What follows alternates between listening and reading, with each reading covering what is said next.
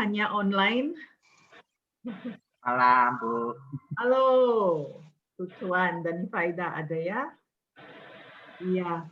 Nah, malam ini topik yang kita akan perbincangkan cukup menarik ya, karena kita semua perlu melewati proses berdamai dengan diri sendiri.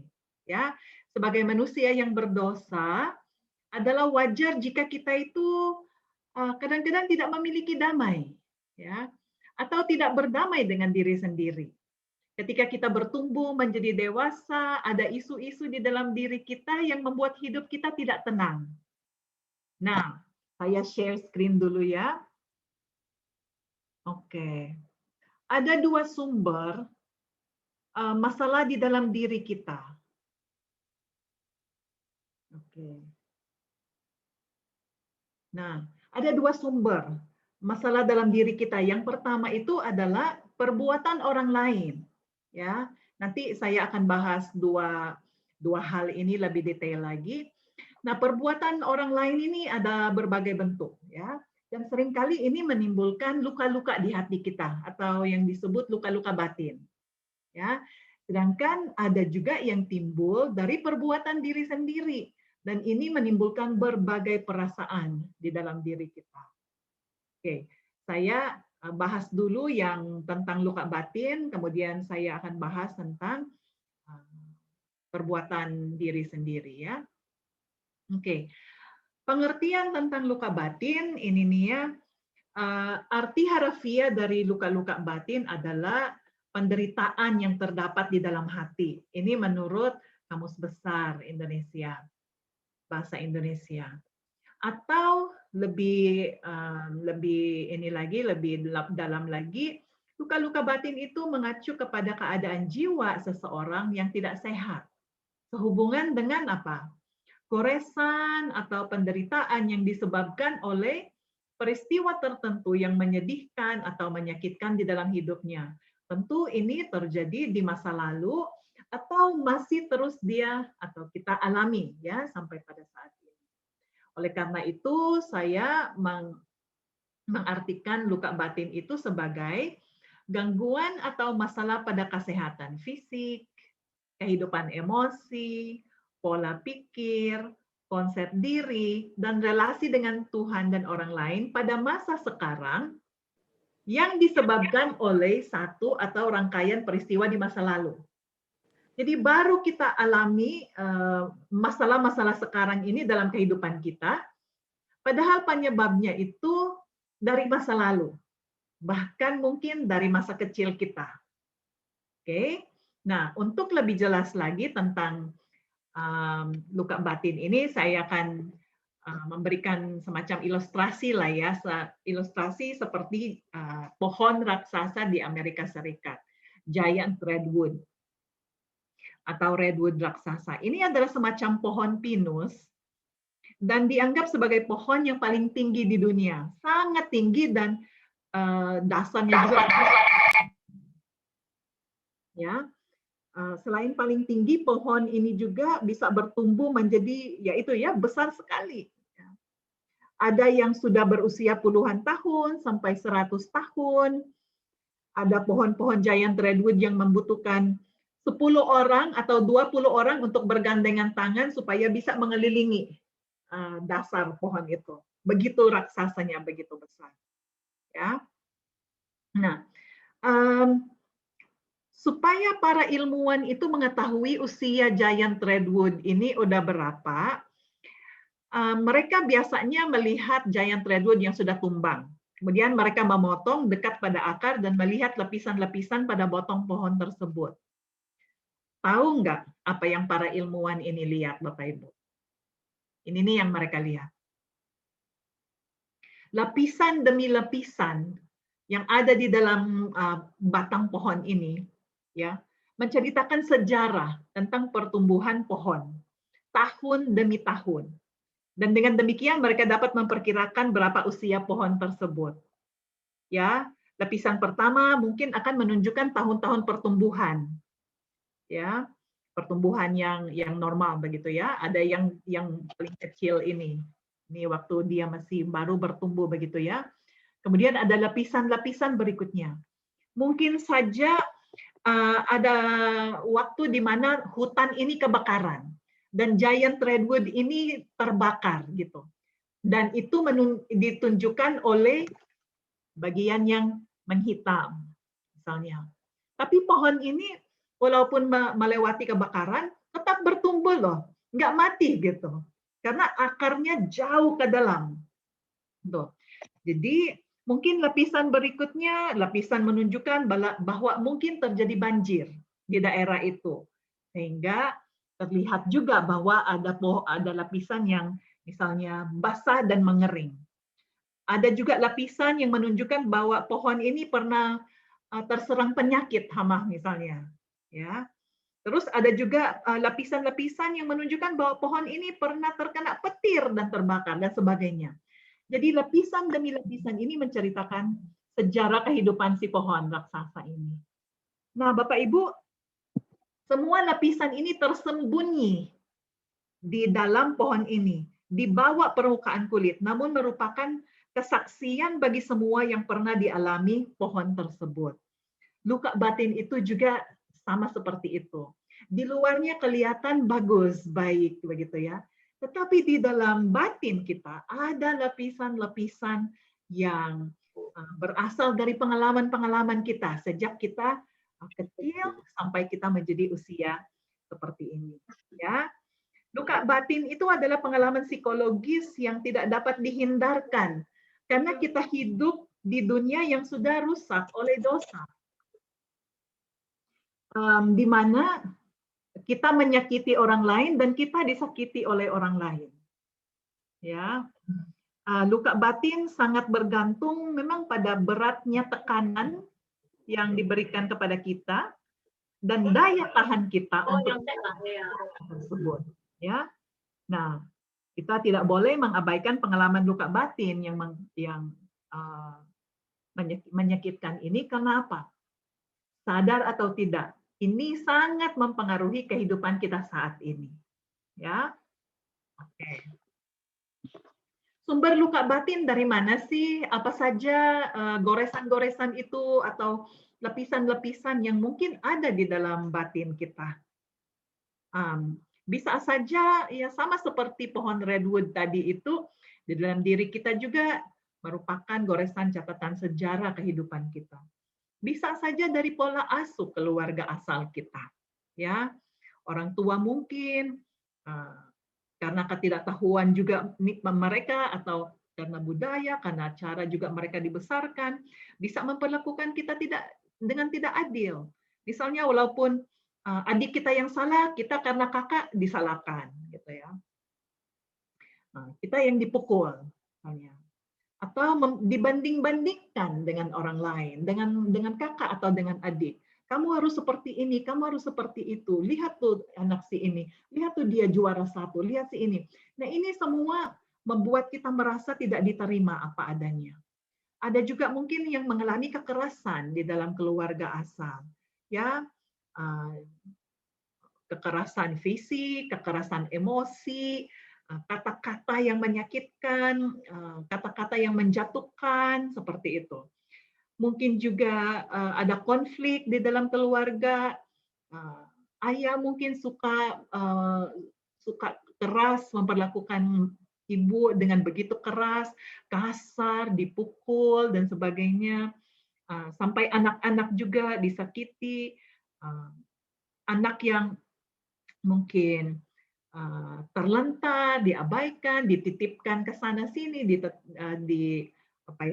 diadopsi, diangkat dan sebagainya. Walaupun ini semua karena memang keadaan pada saat itu, tapi sadar atau tidak, ini mempengaruhi kita sampai pada saat ini. Karena ada luka-luka tertentu yang ditimbulkan olehnya. Jadi bukan berarti kita menyalahkan orang tua kita, bukan. Tetapi kita mengakui bahwa karena pola asuh mereka, ada luka-luka tertentu di dalam diri kita. Ya.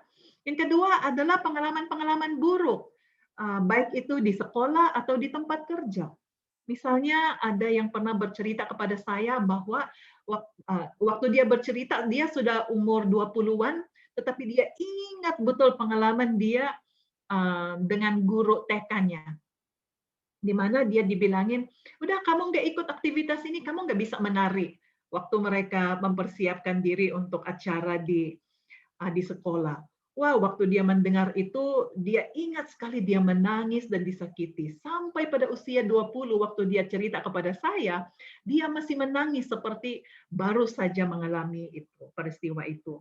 Juga mungkin anak-anak yang mengalami kekerasan di sekolah oleh teman-teman, diejek dan dibully, ya, bukan hanya ejek yang biasa, ya, anak-anak saling mengejek itu sih banyak yang terjadi di sekolah. Tapi ini memang tekanan yang luar biasa, uh, seperti bully, ya, bullying, seperti itu.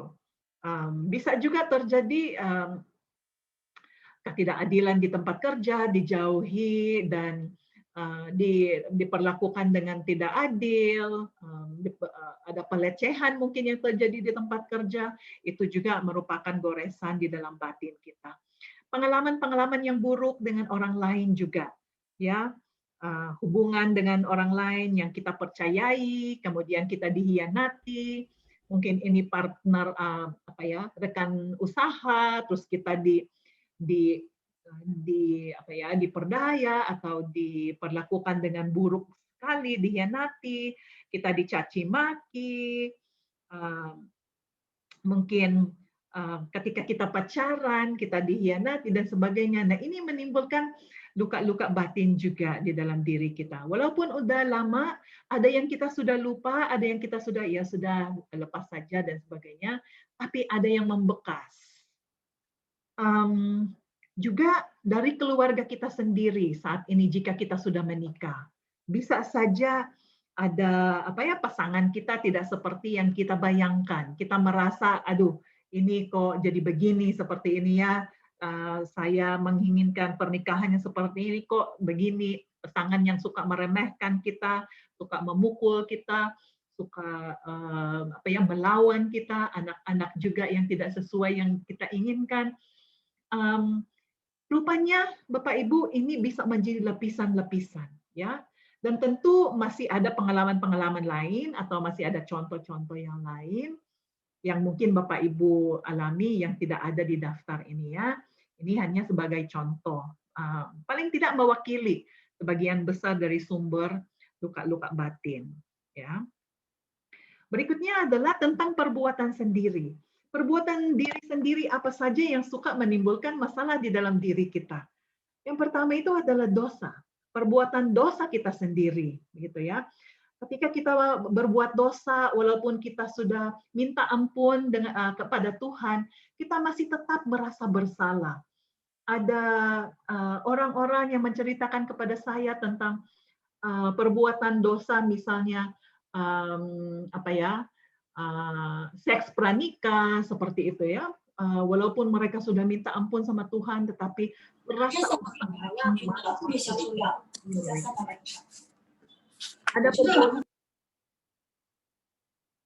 ada perbuatan-perbuatan di mana mereka salah mengambil keputusan, salah melangkah, dan hasilnya atau dampaknya serius, begitu ya. Nah, itu juga membuat menimbulkan berbagai masalah di dalam emosi kita, ya. Salah memilih pasangan. Bukan berarti karena salah memilih pasangan kita sekarang harus bermasalah, tidak seperti itu, tetapi ada kalanya ada orang-orang yang seperti itu mengalami masalah. Salah melangkah, salah berperilaku, salah ngomong, salah bicara, langsung kita aduh ngomong begitu ya dan sebagainya. Kemudian dampaknya juga fatal, bisa seperti itu. Jadi persahabatan itu menjadi renggang, kita dijauhi oleh teman karena kesalahan-kesalahan yang seperti ini.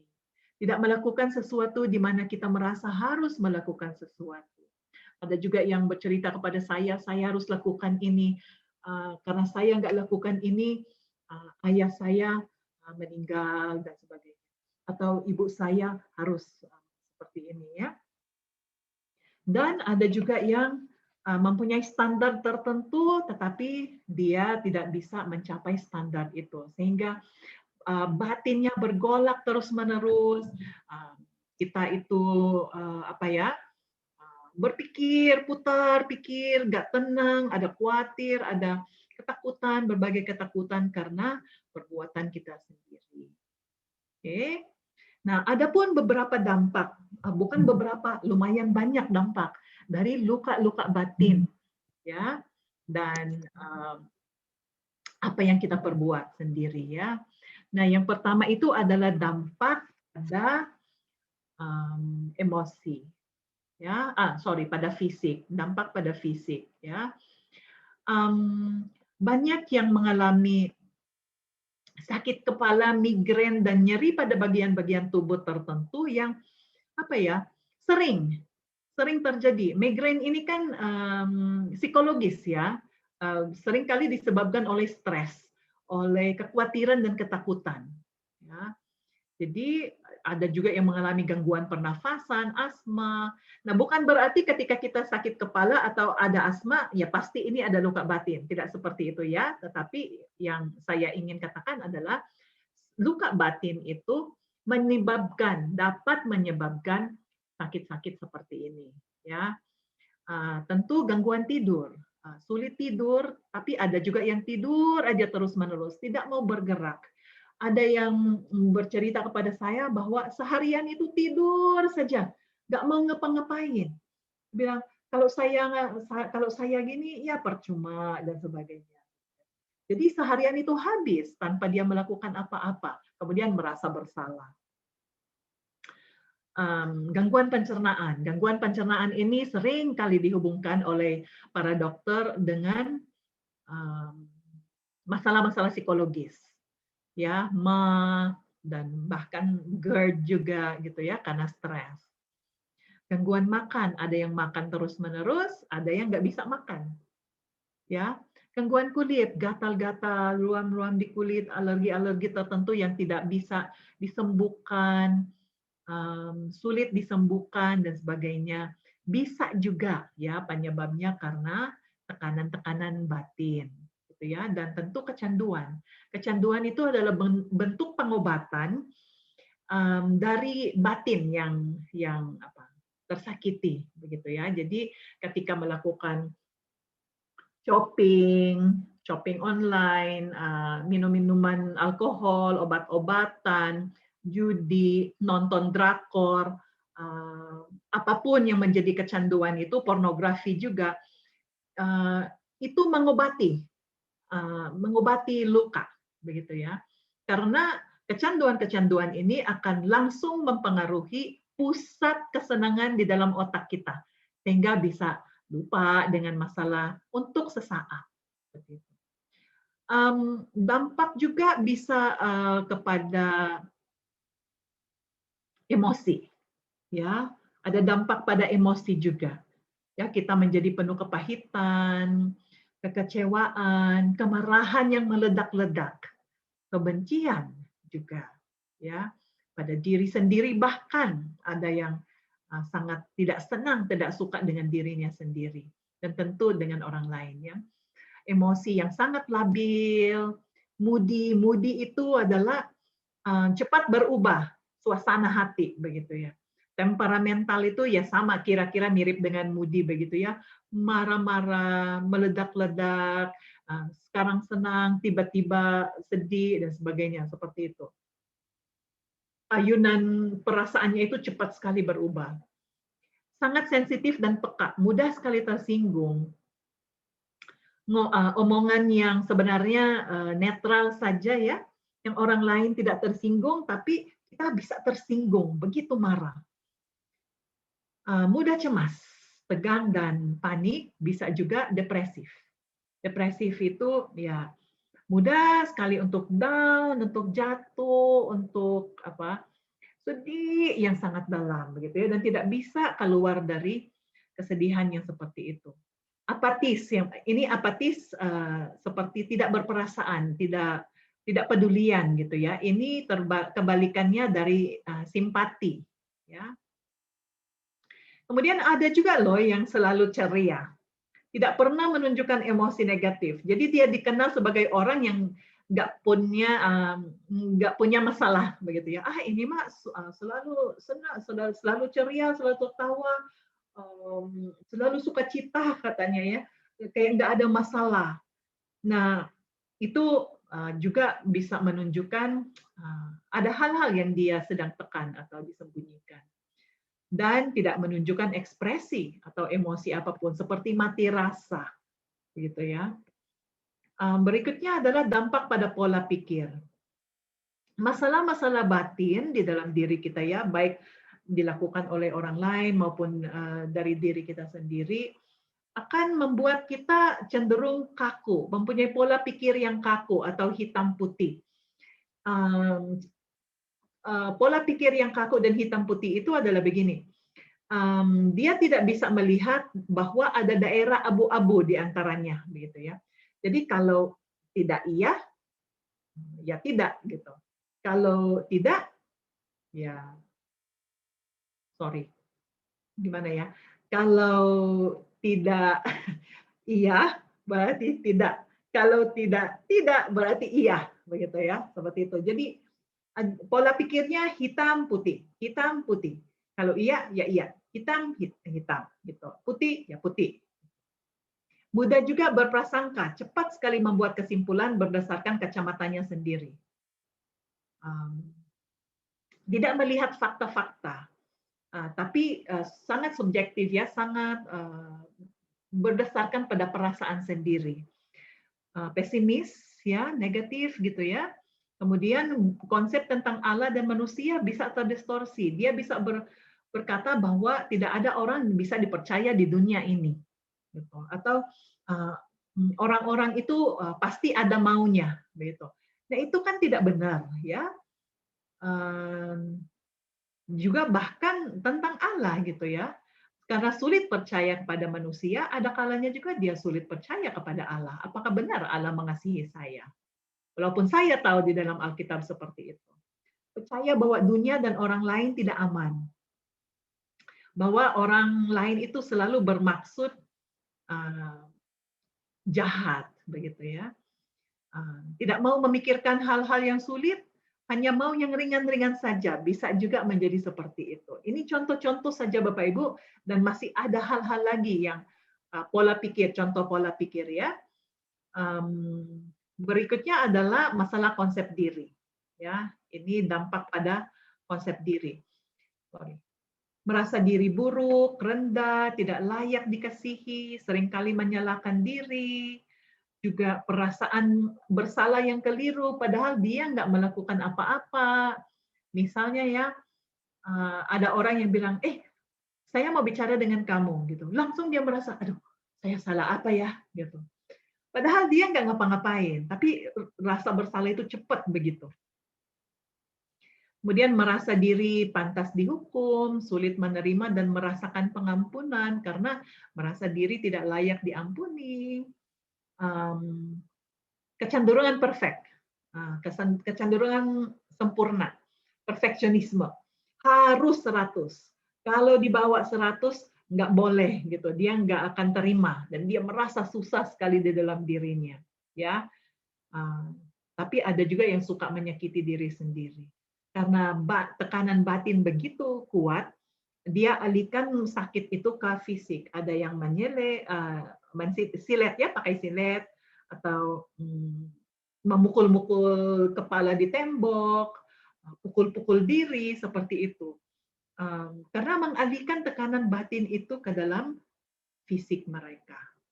Ya. Berikutnya adalah masalah relasi. Ada dampak pada relasi, ya. Jadi kita sulit percaya pada orang lain dan Allah, menjaga jarak, tidak mau dekat-dekat karena kalau dekat-dekat pasti disakiti. Jadi takut bergaul dekat. Relasi berarti menjadi di permukaan saja, gitu ya. Tapi ada juga yang sangat bergantung dan suka menuntut, cenderung posesif gitu. Orang yang seperti ini adalah gini, kalau dia udah dekat dengan seorang, terus orang itu berteman atau dekat dengan orang lain, dia merasa jealous sekali. Dia merasa tersakiti gitu, dan dihianati seperti itu. Jadi dia mau apa ya, memegang orang ini. Itu posesif artinya ya, bergantung. Juga masalah dengan figur otoritas. Ada figur-figur tertentu yang kita tidak suka, khususnya mereka yang berotoritas di atas kita. Nah, ada orang-orang yang baru pertama kali ketemu, kita udah nggak suka. Gitu. Dan kalau kita udah nggak suka dengan orang ini, kita nggak suka seterusnya. Walaupun orang ini nggak melakukan kesalahan pada kita. Gitu. Tapi waktu lihat tampangnya aja, aduh, kok, gitu ya. Nah, kita menjauhi, kita tidak mau lagi dekat-dekat dengan orang itu. Ya, di dalam relasi pun kita ada kalanya ada orang yang ingin selalu menyenangkan orang lain. Jadi tidak bisa mengatakan tidak karena takut ditolak. Ya, kemudian sulit menjalin relasi dengan figur tertentu tadi sudah saya sebutkan, dan ada juga yang karena memang mau membentengi diri supaya tidak tersakiti, ya akhirnya tidak peduli dengan orang lain, cenderung dingin dan kejam. Misalnya, gitu aja kok nangis, atau itu mah kayak begitu ya. Jadi sangat-sangat ini ya, menjauhi orang lain. Nah, ini adalah dampak dari luka-luka batin dan perbuatan-perbuatan orang lain dan mungkin diri kita sendiri yang kita alami sekarang, sehingga kita nggak mengalami damai ya di dalam kehidupan kita. Oleh karena itu, kita coba melihatnya bagaimana bisa menyelesaikannya. Bapak Ibu, ada pepatah yang mengatakan hurt people. Orang yang tersakiti, hurt people artinya orang yang tersakiti, hurt people akan menyakiti orang lain. Jadi, kalau kita disakiti oleh orang lain, berarti orang ini pernah disakiti oleh orang lain. Sama dengan kita, kalau kita menyakiti orang lain, kita pun pernah disakiti sebelumnya oleh orang lain. Oleh karena itu, kita dapat menimbulkan luka batin kepada orang-orang lain, khususnya pada anak-anak kita, bagi yang sudah menikah ya. Kita juga orang tua dapat menimbulkan luka batin kepada anak-anak kita. Karena apa? Kita juga mempunyai luka-luka. Gitu. Oleh karena itu, kita memang perlu menghadapinya dan menyelesaikannya sehingga kita dapat berdamai dengan diri kita sendiri. Oke? Nah, saya bicara dulu tentang pemulihannya. Apa tuh yang kita lakukan supaya dapat pulih? Nah, yang pertama adalah memang kita harus kenali gejala-gejala dan pahami apa yang terjadi pada diri kita. Sekarang misalnya kita merasa banyak gejolak, banyak masalah di dalam diri kita nggak tahu kenapa ini kok nggak tenang, nggak damai dan sebagainya. Kita kenali itu, ya. Kemudian kita akui kalau memang ada masalah atau luka hati. Jangan abaikan begitu saja. Karena apa? Tidak akan pergi.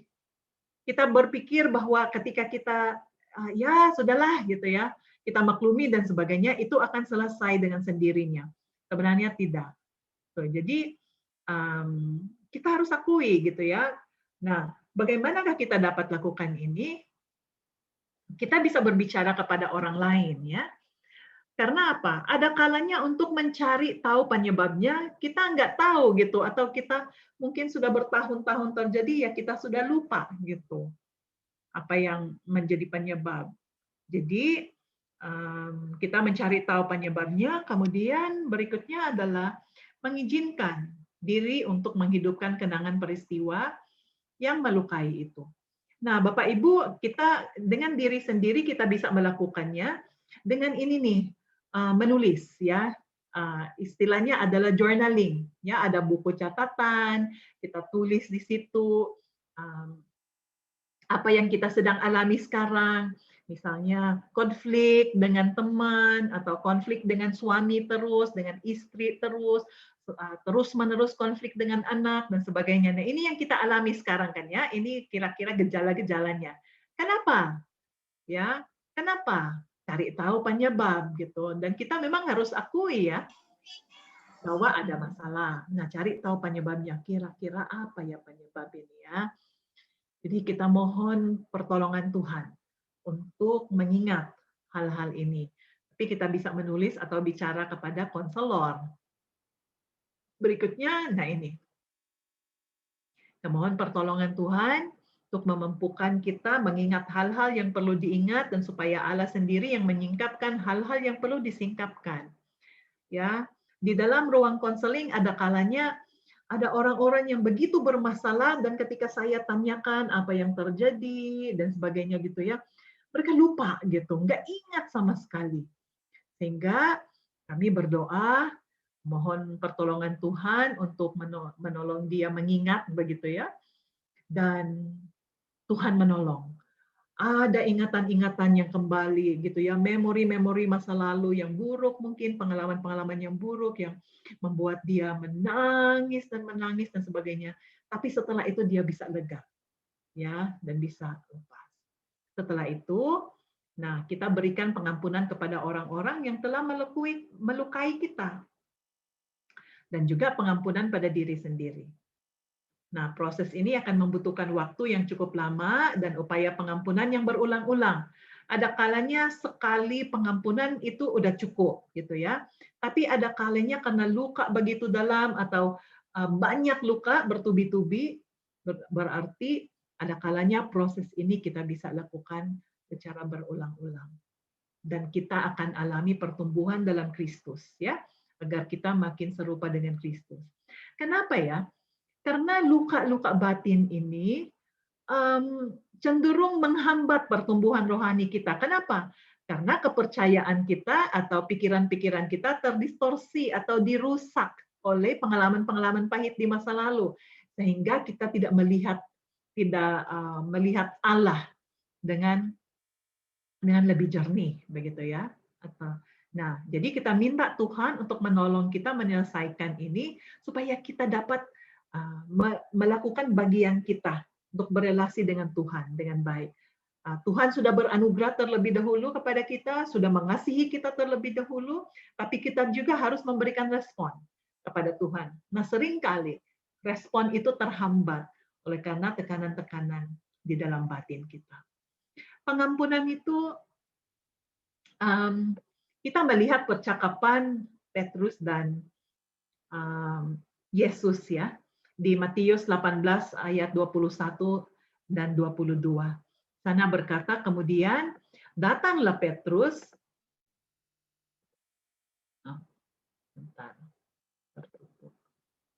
Kemudian datanglah Petrus dan berkata kepada Yesus, "Tuhan, sampai berapa kali aku harus mengampuni saudaraku jika ia berbuat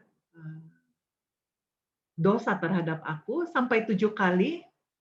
Dan saya pernah bisa lihat ya. Oke. Yesus berkata kepadanya, "Bukan, aku berkata kepadamu, bukan sampai 7 kali, melainkan sampai 70 kali. 7 kali."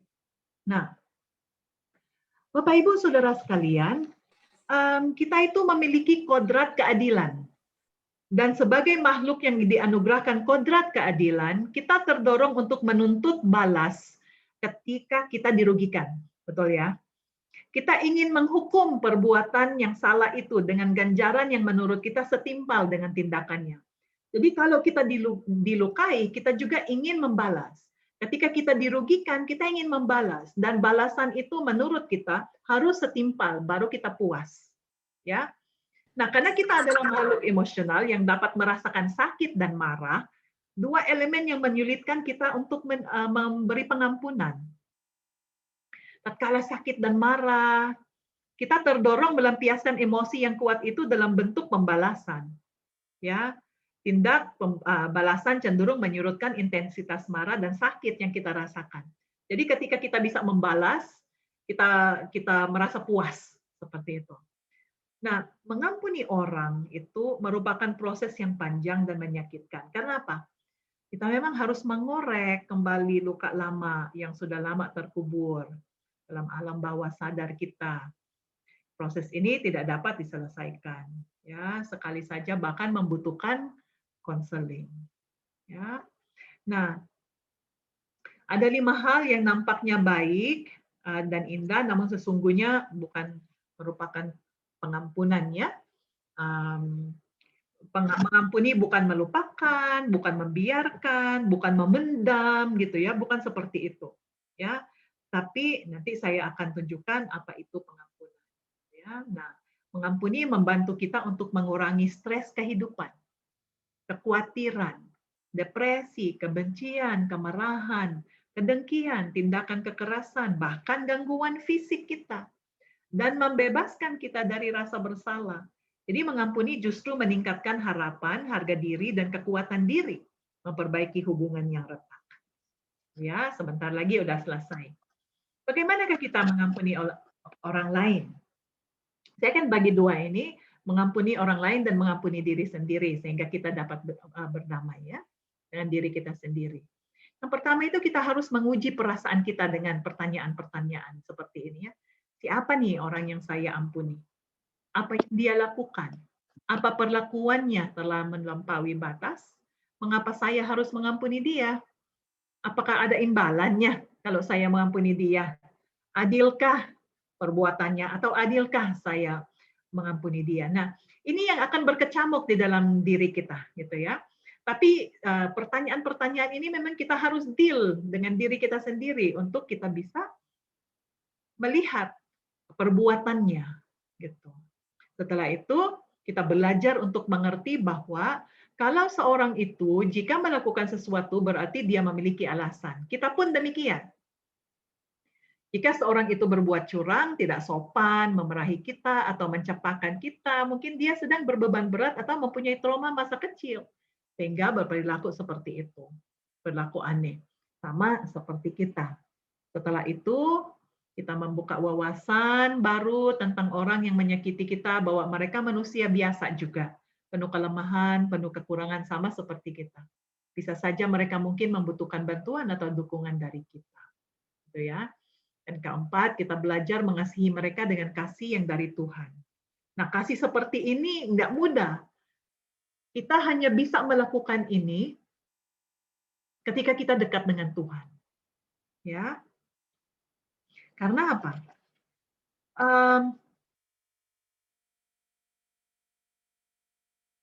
Mengampuni itu kodrat ilahi, bukan kodrat manusia. Kodrat kita adalah membalas dendam. Gitu ya, itu natur yang melekat pada diri kita yang berdosa ini. Tapi kodrat ilahi itu adalah mengampuni, sehingga kita bisa dimampukan oleh Tuhan untuk mengampuni orang lain dan bahkan diri kita ketika kita dekat dengan Tuhan. Mengenai mengampuni diri sendiri, dan ini adalah bagian yang terakhir, kita harus melihat dan mengaku dosa atau kesalahan yang telah kita perbuat apa adanya. Ya, jangan mengecilkan atau membesarkan dosa. 1 Yohanes ayat 1 sampai ayat pasal 1 ayat 9 berkata, jika kita mengaku dosa, maka Ia adalah setia dan adil sehingga Ia akan mengampuni segala dosa kita dan menyucikan kita dari segala kejahatan. Yang kedua, dalam mengampuni diri adalah kita mesti percaya bahwa Tuhan sungguh-sungguh telah mengampuni dosa kita. Ya, Roma 5:8, akan tetapi Allah menunjukkan kasih-Nya kepada kita oleh karena Kristus telah mati untuk kita ketika masih berdosa. Dan yang ketiga, kita hanya dapat mengampuni diri bila kita berhasil mengintegrasikan ketidaksempurnaan kita itu ke dalam gambar diri. Bahwa kita mengakui kita juga orang berdosa, kita tidak sempurna, kita melakukan perbuatan dosa, kita melakukan kesalahan. Oleh karena itu kita datang kepada Kristus, minta pengampunan, dan kita yakin bahwa kita sudah diampuni. Dan yang terakhir, kita mesti berubah. Semakin nyata kita melihat perubahan pada diri kita, makin mudah bagi kita untuk mengampuni diri. Ya, Bapak Ibu, sebagai penutup, mengampuni berulang kali itu seperti yang Tuhan Yesus katakan kepada Petrus, melawan kodrat manusiawi kita yang hanya dimungkinkan bila kita hidup di dalam Tuhan. Sebab mengampuni berulang kali sesungguhnya adalah kodrat Allah. Itu yang saya tadi udah katakan. Ketika kita tinggal di dalam Kristus, ya, sebagaimana dikatakan di dalam Yohanes 15:4, tinggallah di dalam aku dan aku di dalam kamu. Sama seperti ranting tidak dapat berbuah dari dirinya sendiri kalau ia tidak tinggal pada pokok anggur. Demikian juga kamu tidak berbuah jikalau kamu tidak tinggal di dalam aku. Kita hanya dapat mengampuni orang lain dan diri kita ketika kita tinggal di dalam Yesus, di dalam Kristus, dekat dengan Tuhan. Dan Ia akan memampukan kita, menolong kita untuk berdamai dengan diri kita sendiri. Sehingga berdamai dengan diri sendiri bukan usaha sendiri, tetapi juga pekerjaan Roh Kudus yang bekerja di dalam diri kita. Ya, Tuhan menolong kita. Amin. Baik, Bapak Ibu. Jikalau ada pertanyaan atau saya kembalikan ke Robin, bagaimana? Baik. Ya, terima kasih Bu Aileen sudah menyampaikan tadi dari ini ya, dari bagaimana isu-isu diri apa saja yang bisa terjadi, lalu penyebabnya apa, dampaknya apa, lalu kemudian pemulihannya itu seperti apa, yaitu kita mesti mengakuinya, kita mesti mungkin dengan cara journaling, ya kan? Kemudian kita minta tolong dengan Tuhan, kita mengampuni diri kita, mengampuni orang-orang lain. Ya, bagi Bapak Ibu Saudara yang ada pertanyaan seputar hal ini, atau mungkin ada yang ingin di-sharingkan seperti itu, silakan Saudara. Ya. Boleh bertanya melalui secara langsung dengan raise hand, atau melalui kolom chat juga tidak masalah. Nah. Oke, ini dari Ibu Lina. Bu Lina, apakah mau langsung lewat ngomong atau mau dari kolom chat saja? Malam Ibu Lina, salam kenal juga. Silakan Bu.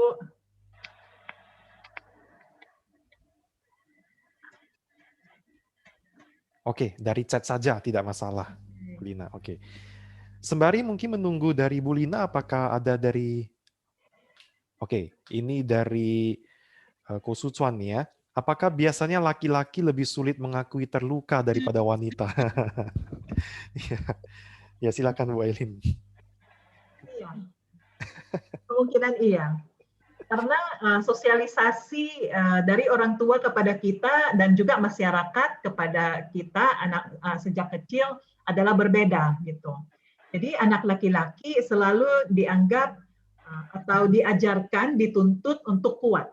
Ketika terluka tidak boleh menangis, ketika terluka tidak boleh cengeng. Ayo kamu anak laki, bangun, nggak boleh nangis. Tapi kalau anak perempuan yang jatuh, luka gitu ya, aduh deh, luka gitu ya. Jadi kita lebih memaklumi yang anak perempuan menangis dan cengeng ketika terluka.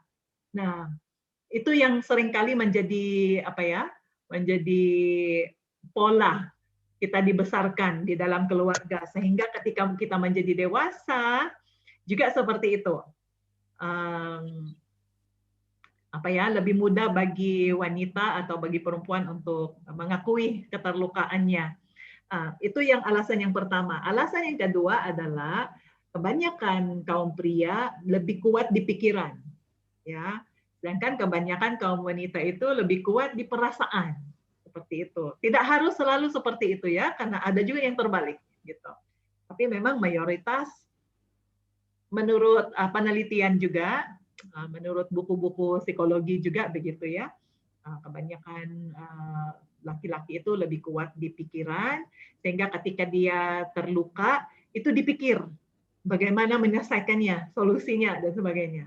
Sedangkan kalau wanita lebih kuat di perasaan, jadi dia menangis dan bahkan apa ya, berlama-lama di dalam keterlukaan seperti itu. Iya, kira-kira seperti itu, Sucuan. Apakah menjawab pertanyaannya? Adakah pertanyaan susulan?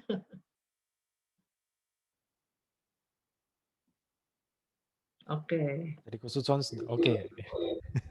Oke, ini dari Bu Lina ini, saya bacakan saja Bu Aileen.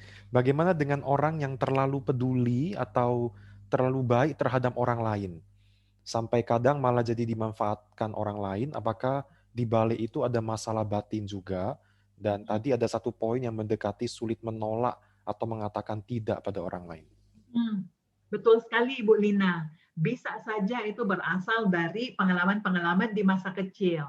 Ya, cenderung apa ya, latar belakang yang apa ya, tidak istilahnya diabaikan begitu ya, kebutuhan-kebutuhannya tidak terpenuhi, kebutuhan kasih sayang ya dan perhatian dan afirmasi itu tidak terpenuhi, kita itu bisa bertumbuh ingin menyenangkan orang lain supaya dapat dikasihi, dapat diperhatikan seperti itu.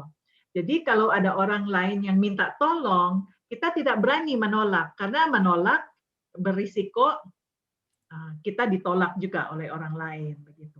Jadi kita akan baik gitu ya, supaya kita menerima kasih dan perhatian. Bahkan kita walaupun kita udah sibuk, kalau ada permintaan sulit untuk menolak begitu, sampai kita kewalahan sekali. Tapi kita tidak mudah untuk mengakui itu karena apa? Ya kita takut ya untuk ditinggal atau dijauhi ketika kita mengatakan tidak atau tidak menolong. Seperti itu Ibu Lina. Itu berarti istilahnya pleasing people ya Bu Ailin? Betul. Nah masalahnya kalau ini adalah apa ya, pelayan, hamba Tuhan, begitu ya. Walaupun sudah penuh dengan pelayanan dan sebagainya, aktivitas, tapi kan banyak tuntutan nih. Nah sulit untuk mengatakan, aduh maaf ya, saya udah penuh nih, jadwal saya udah penuh gitu. Tapi bukan hanya pada hamba Tuhan, kepada semua orang sih. Jadi people pleasing itu seperti itu, betul. Oke. Thank you Bu Ailin. Bu Lina, apakah ada pertanyaan susulan dari pertanyaan ini? Sambil mungkin Bapak Ibu yang lain, jika ada pertanyaan tentang kadang sulit memberikan garis batas antara tegas dengan tidak peduli. Wah, ya. Betul. Jadi ada kalanya garis itu begitu kaku sehingga tidak peduli, ada kalanya nggak ada garis sama sekali sehingga terlalu peduli juga. Nah, dua-duanya itu memang kurang tepat ya, seharusnya imbang gitu ya. Ada garis tetapi tidak begitu tinggi sehingga bisa dijangkau oleh orang lain, tetapi juga garis itu nggak begitu pendek sehingga mudah sekali untuk dilanggar oleh orang lain. Nah, seringkali garis-garis ini berasal juga dari keluarga asal kita yang suka melanggar garis kita. Misalnya orang tua yang suka ngatur gitu ya. Saya juga nih orang tua gitu ya, suka ngatur sampai pakaian anak, sampai pacar si anak, sampai jurusan kuliah, sampai ini gitu ya, diatur begitu ya. Sehingga itu melanggar batas si anak. Nah, anak akan bertumbuh tanpa batas juga. Gitu ya. Nah, seperti itu. Ya. Oke. Apakah terjawab Bu Lina?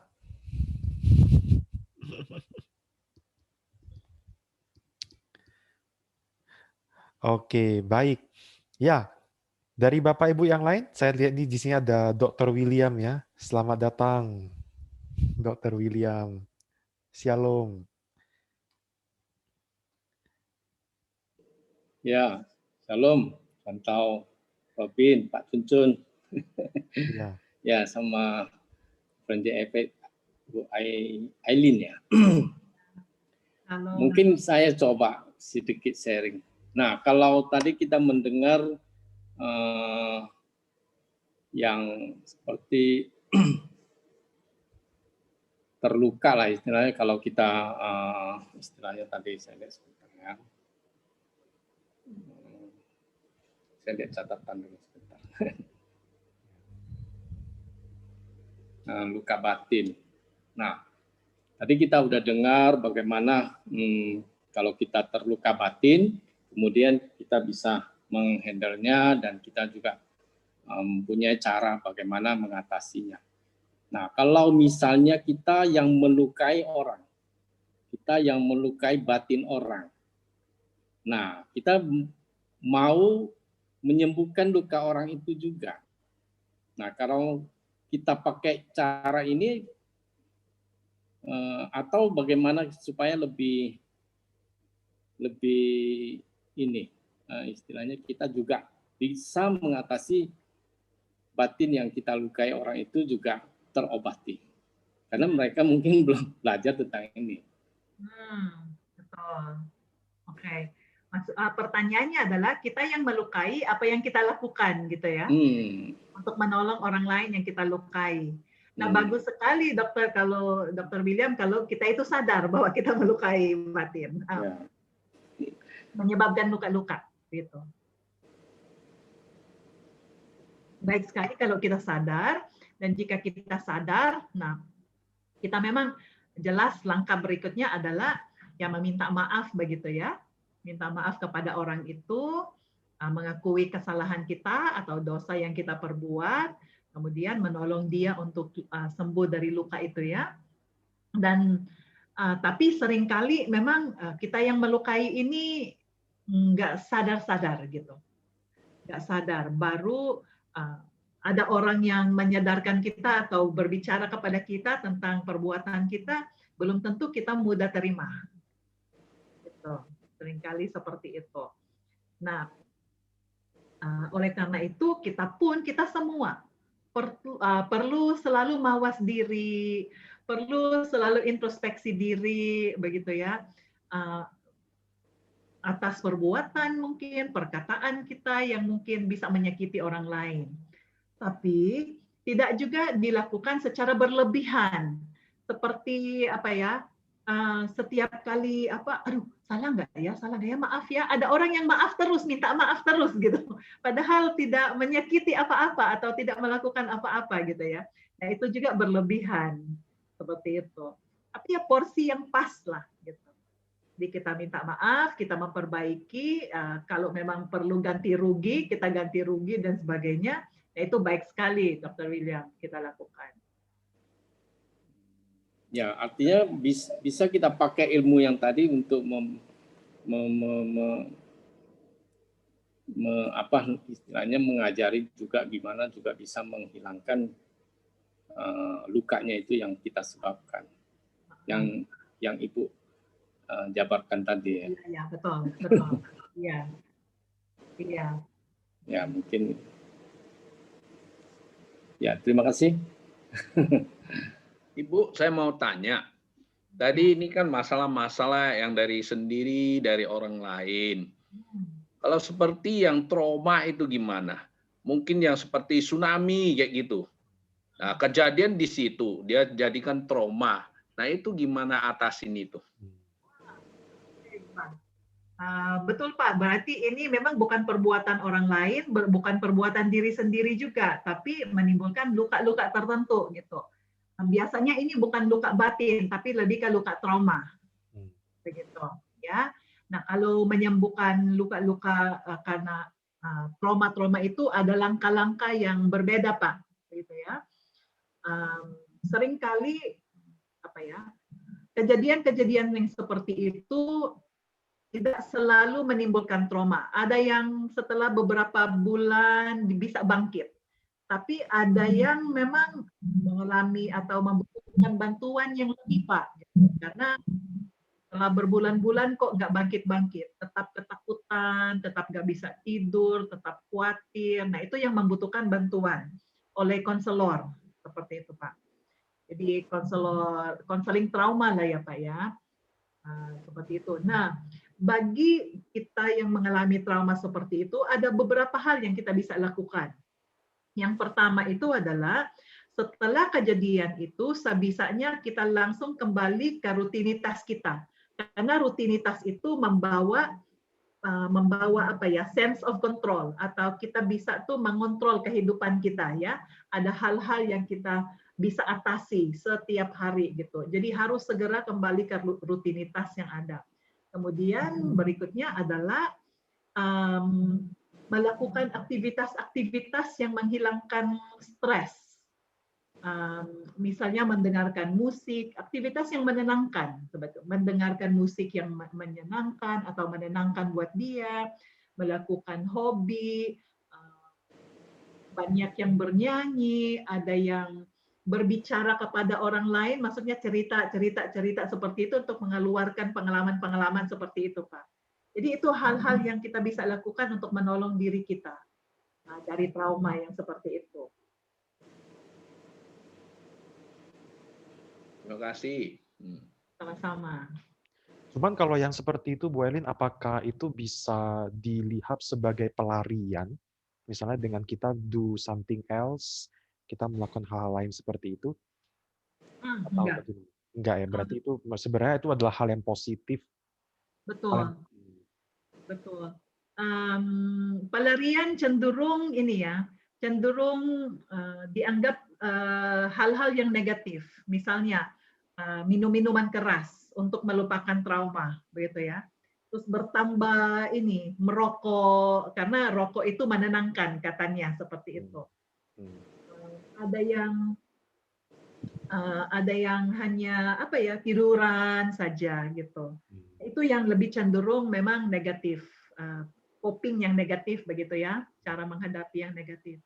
Tapi coping yang lebih positif itu adalah melakukan ini nih, hal-hal yang melepaskan trauma itu, gitu. Ya seperti mendengarkan musik gitu ya,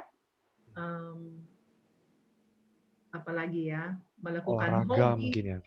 olahraga, karena itu melepaskan hormon-hormon ini nih yang timbul karena trauma-trauma itu seperti itu. Ya.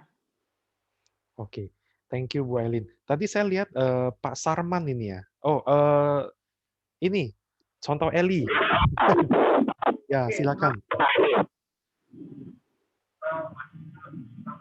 Atau Pak Sarman. Suaranya kayaknya agak ini ya.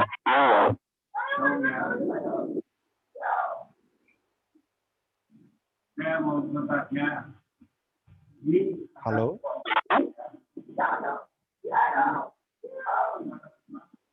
Oke, sepertinya ada gangguan ini ya di suara. Ini mungkin dari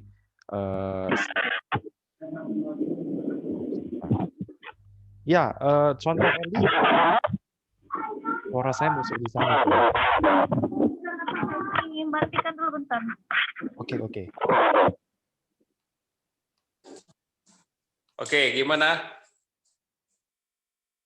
Ya, saya mau tanyakan Bu tentang sebuah kasus. Ini masalah ya, misalnya terjadi sebuah masalah sakit hati, mungkin luka batin ya, mulai dari sejak kecil gitu ya, yang terjadi di dalam sebuah keluarga. Lalu ketika dewasa itu terjadi suatu perselisihan sehingga saling menyalahkan satu sama lain, begitu. Itu yang terjadi, sehingga dalam satu kasus kecil saja itu bisa timbul suatu bentrok yang begitu besar gitu ya. Yang saya tanyakan adalah bagaimana kita bisa menyelesaikan masalah hal-hal seperti yang demikian kalau kita ketemu kasus-kasus yang begini. Itu pertanyaan saya Bu ya. Itu saja. Terima kasih. Jadi tadi Pak Sarman mengatakan bahwa penyebabnya sebenarnya kecil, tapi sekarang menjadi besar begitu ya, dan sehingga keluarga itu saling menyalahkan, betul ya Pak ya? Ya Bu, betul sekali. Oke. Nah biasanya di dalam keluarga Pak ini yang terjadi. Kalau masalah kecil itu tidak langsung diselesaikan, pada waktu itu memang akan cenderung membesar, akan menjadi proporsinya lebih besar daripada yang di awalnya.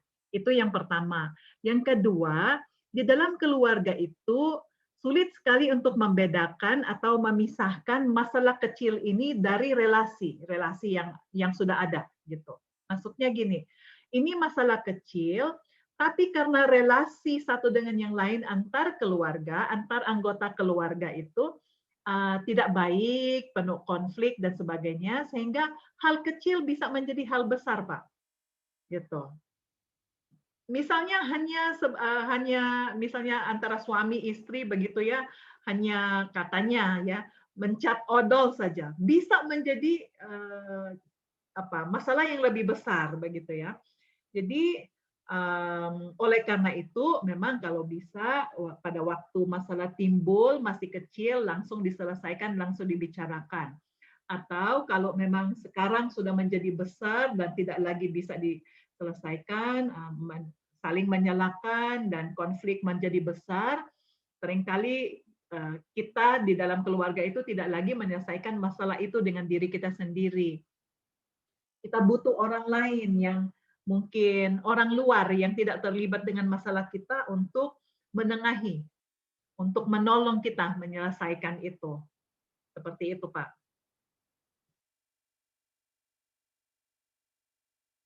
Misalnya datang kepada hamba Tuhan, datang kepada seorang yang dipercayai oleh keluarga itu, seorang yang mungkin dianggap dapat menolong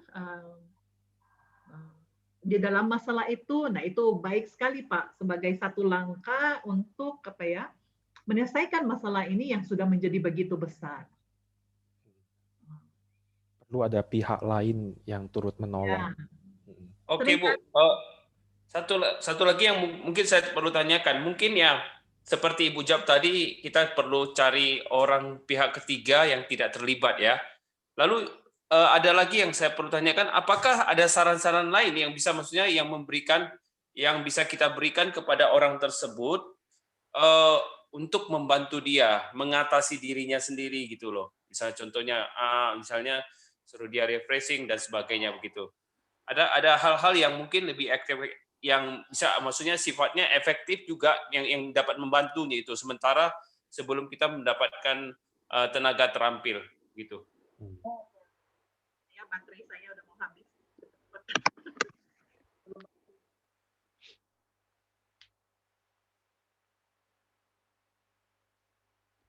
Oke, ya.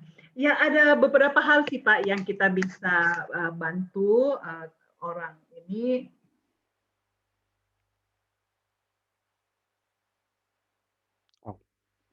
Sepertinya ada sedikit gangguan. Masalah ini, begitu ya.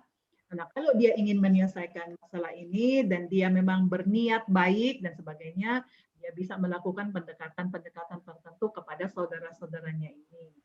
Atau kalau memang sulit untuk menyelesaikannya, begitu ya. Nah, itu baik sekali dia berbicara kepada Pak Sarman sehingga Pak Sarman jadi tahu ya, atau kepada siapa gitu ya, untuk bisa men-sharingkan bebannya lah Pak ya. Paling tidak kita bisa mendoakan atau bisa memberikan advice tertentu kepada dia.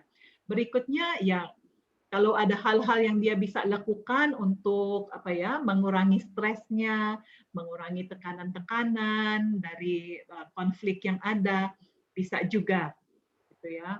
Misalnya refreshing boleh saja kita katakan kepada dia, tapi memang banyak hal yang kita bisa lakukan itu belum tentu akan menyelesaikan masalah juga, Pak. Gitu. Nah, ada baiknya kalau bisa diselesaikan masalah, tapi juga ada kalanya ketika dia berusaha menyelesaikan masalah, tidak menyelesaikan masalah, tapi menjadi lebih besar juga. Gitu. Jadi dia memang perlu menimbang-nimbang apa nih yang dia perlu lakukan. Harus menyelesaikan masalah atau ya sudah membiarkan saja atau dia lakukan apa yang dia bisa lakukan supaya dia tidak begitu stres. Seperti itu Pak, ada dua hal yang perlu dipertimbangkan gitu. Oke, terima kasih Bu. Ya berarti artinya untuk sementara berarti dia minta supaya dia sharingkan, meluapkan dia punya emosi supaya dia bisa bercerita banyak. Artinya dia punya emosinya tersalurkan begitu ya Bu ya, melalui cerita begitu ya Bu ya. Ya. Oke. Ya, oke. Terima kasih Bu ya. Oke, ini sebelum saya ke kolom chat tadi saya lihat Shirley sudah mengangkat tangan. Ya, jadi saya izinkan Shirley dulu yang boleh bertanya. Silakan.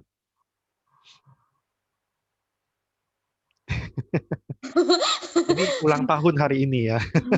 Malam Ibu. Selamat ulang tahun. Malam semuanya. Selamat malam. Bu, kalau misalnya nih dalam sebuah keluarga dia punya trauma masa lalu mengenai kayak ayah yang meninggalkan keluarga. Nah, kan kalau misalnya mengenai ini, misalnya sebelum pernikahan sudah dikonseling. Jadi seharusnya sudah mendingan. Tapi gimana kalau misalnya kita berpikir untuk oke, kita rekonsiliasi hubungan dengan ayah misalnya. Tapi setelah kita rekonsiliasi ternyata kembali terulang, kembali terulang, kembali terulang. Apakah memungkinkan jikalau kita akhirnya memilih untuk oke, enggak lagi deh gitu. Kasih Ibu. Memungkinkan atau boleh? Iya. Kasih Ibu. Memungkinkan sekali sih, tapi apakah boleh? Menurut saya ya, usaha kita itu kan adalah berrekonsiliasi. Itu adalah bagian kita. Kita mendekati, kita ingin berrekonsiliasi dengan ayah kita itu bagian kita. Tapi bagian ayah kan harusnya berrekonsiliasi juga dengan kita. Ya, jadi dia juga punya bagian yang seharusnya mendekati kita. Kita mendekati dia juga. Nah, kalau kita sudah lakukan bagian kita, sebenarnya itu cukup. Gitu. Tapi kalau memang ayahnya sepertinya tidak ada niat untuk rekonsiliasi, terus-menerus dilakukan, sebenarnya kita sudah lakukan bagian kita. Gitu. Nah, masuknya untuk memutuskan, ya udahlah, tidak lagi berhubungan yang bagaimana, yang penting saya sudah berrekonsiliasi, sudah sampaikan kepada ayah seperti ini, ayah tidak melakukan bagiannya dan sebagainya, daripada saya terus-menerus disakiti, seperti itu ya sudah, cukup di sini saja. Bukan berarti memutus hubungan ya dengan ayah begitu ya, bukan. Tetapi bagian kita tetap lakukan gitu. Tapi ya itulah ya, ada bagian orang juga, ada bagian papa juga yang memang berrekonsiliasi dengan kita. Seperti itu. Kalau misalnya dari ayah misalnya kan Bu, dia kayak ada niat baik, tapi kemudian dia maju mundur. Jadi misalnya udah mulai ada kontak, kemudian dia kembali ngulang. Kemudian seperti itu lagi. Kayaknya jadi kayak, aduh bagusan cukup deh nggak usah berhubungan gitu. Karena misalnya dari keluarga yang lain misalnya juga memilih untuk kenapa dia gitu terus gitu. Kayaknya lebih milih untuk tutup diri jadinya. Dan akhirnya apakah memungkinkan? Akhirnya kita dilukai terus ya, luka batin terus. Dan dengan hal yang sama. Betul.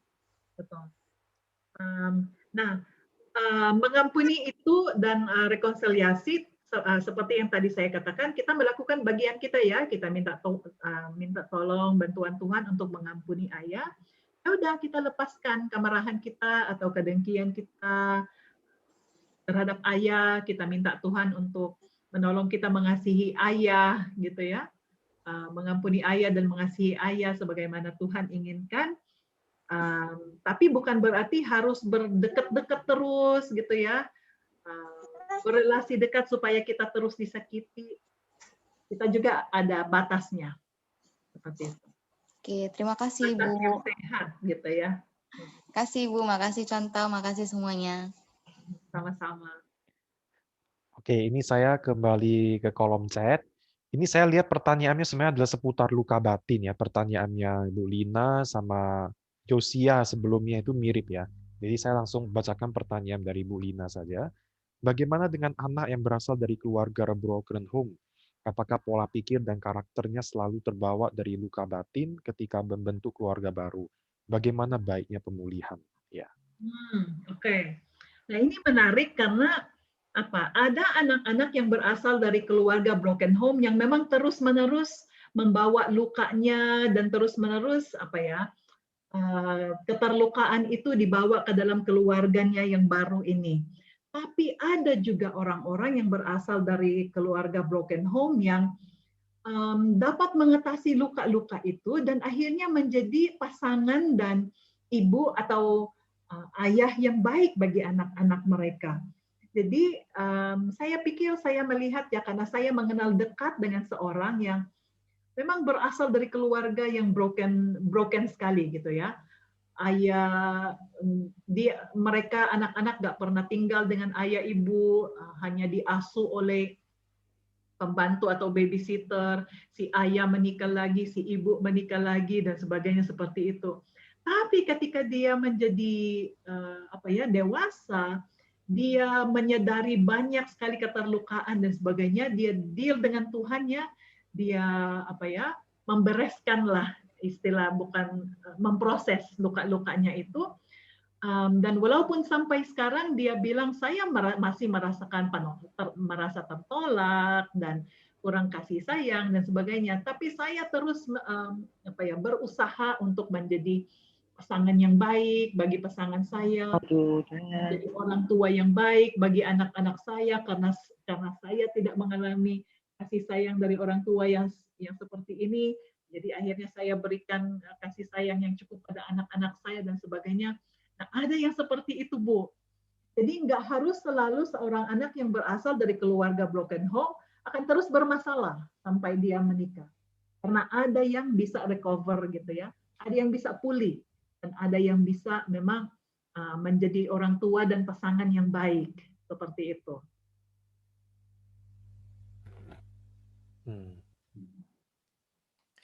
Oke. Apakah itu menjawab, Bu Lina? Ya, ini saya sambil ini ya, oke, Bu Lina, oke.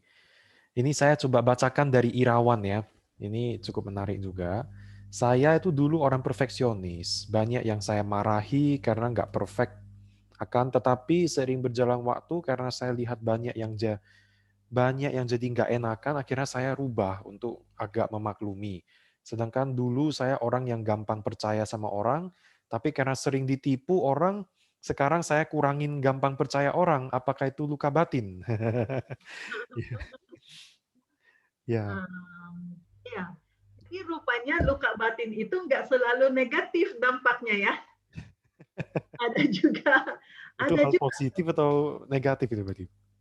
Misalnya ya, karena luka-luka dulu itu kita mudah sekali untuk diperdaya, sulit mengatakan tidak gitu ya dan sebagainya. Akhirnya kok kita dimanfaatkan. Akhirnya kita belajar untuk kayaknya harus lebih ini ya, hati-hati percaya sama orang ya. Misalnya ada yang saya percaya, ada yang saya nggak percaya, dan itu adalah positif sebenarnya. Bukannya menjauhi dan tidak percaya sama sekali semua orang, itu yang lebih negatif cenderungnya ya, tapi lebih hati-hati melihat ini dan itu, menimbang-nimbang mana yang baik, mana yang buruk, mana yang apa. Nah itu justru dampaknya positif gitu. Jadi dari kisahnya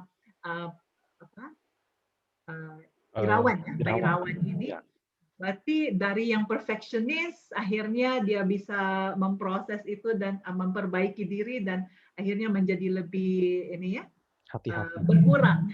berkurang perfeksionisnya, dan nah itu justru baik seperti itu. Yang penting jangan sampai generalisasi ya. Jadi semua orang jadi menyamaratakan semua orang seperti itu. Atau satu orang, kalau dia seperti ini pasti dia buruk gitu. Sepertinya orang itu tidak ada lagi hal positif dalam dirinya. Nah itu menyamaratakan juga. Seperti itu. Jadi melihat mengusahakan keseimbangan. Ya, ini Irawan bilang bukannya itu kemerosotan. Berarti Pak Irawan ini berpikir bahwa perfeksionis itu bagus. Makanya mungkin mau langsung dengan suara, Irawan?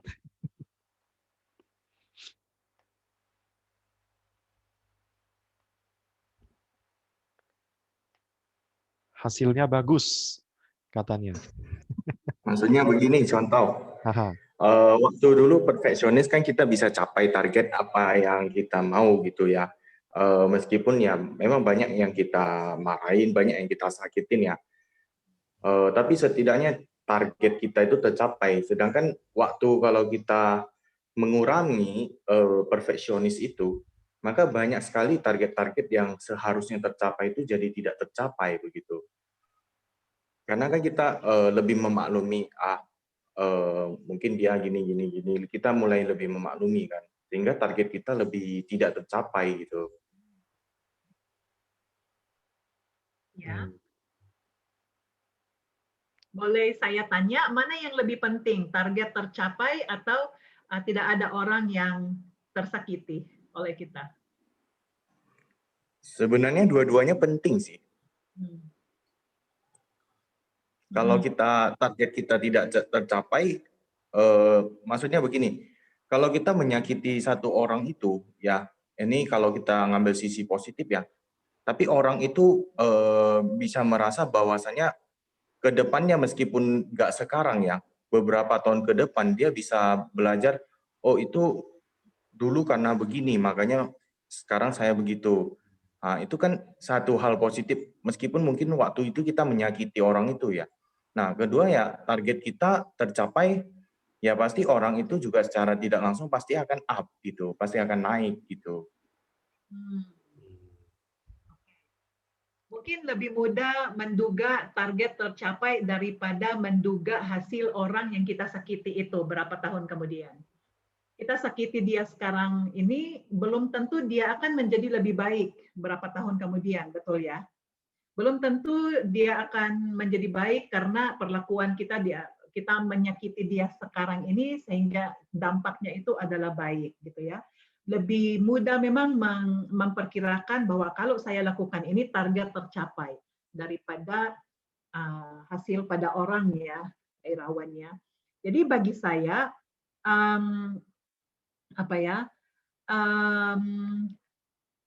melakukan yang terbaik itu yang lebih baik daripada melakukan yang perfect gitu. Melakukan yang kalau perfect kan nggak ada salah, nggak ada celah gitu ya, sempurna begitu. Untuk mencapai itu kita memang harus harus melawan banyak hal nih ya, termasuk juga orang-orang yang mungkin ada di dekat dengan kita seperti itu ya, seperti yang Pak Irawan tadi katakan, menyakiti banyak orang seperti itu ya. Nah, sedangkan kalau kita melakukan yang the best begitu ya, bukan perfect tapi the best, terbaik yang kita lakukan, berarti ada ruang untuk mungkin ada kesalahan sana sini, ada ruang untuk menerima kesalahan-kesalahan orang lain, begitu ya. The best that we can do atau the best yang kita bisa capai itu seharusnya udah cukup gitu. Kalau memang target itu penting, orang juga penting seperti itu. Tapi kalau hanya target yang penting bagi yang ingin kita capai begitu ya, perfect yang seperti Pak Irawan tadi katakan, cenderung memang banyak yang terkorbankan gitu.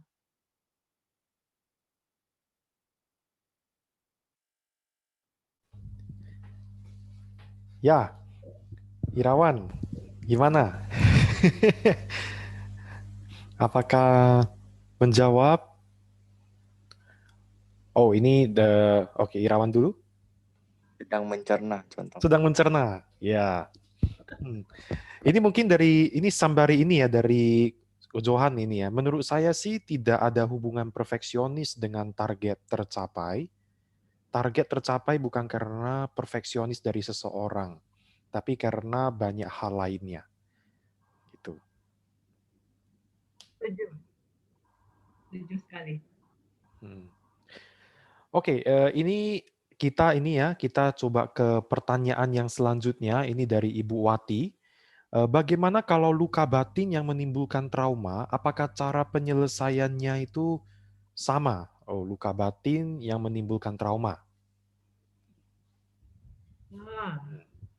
Trauma, oke. Trauma itu bisa ditimbulkan karena perbuatan orang lain juga, bukan hanya karena bencana alam seperti itu ya. Bisa saja karena pelecehan juga. Pelecehan seksual, pelecehan emosional, pelecehan spiritual, ada banyak bentuk pelecehan gitu ya, dan seringkali perbuatan-perbuatan yang seperti itu yang menimbulkan trauma. Ada trauma konseling ya, konseling terus khusus untuk menangani trauma ya Bu ya.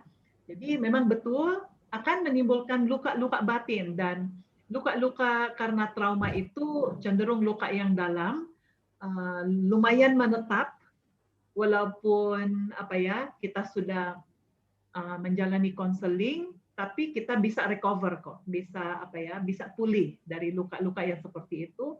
Tapi memang memprosesnya membutuhkan waktu yang lebih lama dibandingkan dengan luka-luka batin yang lainnya. Ya seperti itu. Oke, Bu Wati mungkin mau memberikan tanggapan langsung. Biasanya Bu Wati, saya udah lama nggak dengar suara Bu Wati nih. Ada pertanyaan saya, Ibu. Apakah kalau seandainya sudah mencapai kita trauma gitu kan, apakah diperlukan seperti konseling ataupun kalau seandainya apakah konseling itu masalah bisa teratasi? Oh, apakah dengan konseling maka masalah akan teratasi? Begitu ya Bu Wati? Iya. Oke. Trauma teratasi begitu ya. Trauma paling tidak dihadapi melalui konseling, dan seperti yang saya katakan tadi, banyak yang mengalami trauma masa kecil bisa dipulihkan ketika mereka menjalani konseling jangka panjang, Ibu. Gitu. Jadi apa ya? Trauma-trauma yang seperti itu bisa pulih. Ada yang memang bisa menjalani kehidupan yang normal kembali begitu setelah menjalani konseling trauma. Apakah membutuhkan konseling? Hampir kebanyakan trauma itu luka-luka batin karena trauma membutuhkan konseling ya. Ya, karena dengan konseling ada pihak lain ya yang akan menolong kita yang juga sudah mengerti mengenai psikologi dan sebagainya, itu dapat menolong kita juga. Seperti itu, untuk kita bisa menggali ya Bu Aileen ya. Seperti itu, akan membantu kita sih. Saya sendiri juga dulu ada ini ya, ada trauma-trauma, lalu saya sewaktu studi di SAAP, saya juga ada konseling, dan itu sangat menolong saya. Itu saya jadi kenal diri saya, masa lalu saya, dan itu akhirnya dari proses konseling itu saya jadi sembuh. Puji Tuhan ya. Maksudnya bertahap, yang nggak sekali konseling langsung sembuh begitu. Tapi itu juga butuh berbulan-bulan, bahkan tahun seperti itu. Oke, ini tadi Yosia Handoko bertanya, trauma dengan bencana, cara mengatasi gimana? Itu tadi sudah ditanyakan. Jadi yaitu dengan tadi adalah apa itu ya? Kita bisa melakukan dengan hal-hal lain ya. Seperti itu, misalnya kita berolahraga, kita melakukan something yang positif, yang fun, ya itu. Kira-kira itu Jomai. Dan juga konseling juga mungkin bisa menjadi jalan keluar juga. Seperti itu Yosia. Ya, kita kembali lagi kepada Irawan yang tadi sedang mencerna ya. Sekarang bagaimana?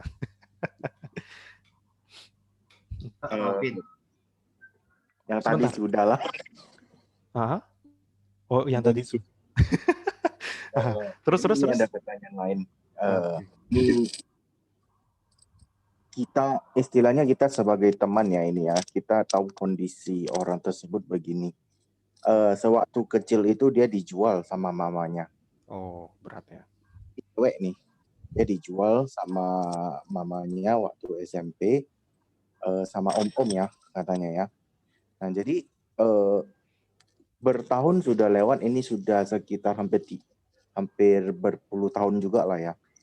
Jadi sampai sekarang dia sebenarnya sudah percaya sama Tuhan ya, tapi kembali mungkin dia merasa nih dirinya itu hina, dirinya itu tidak layak ya.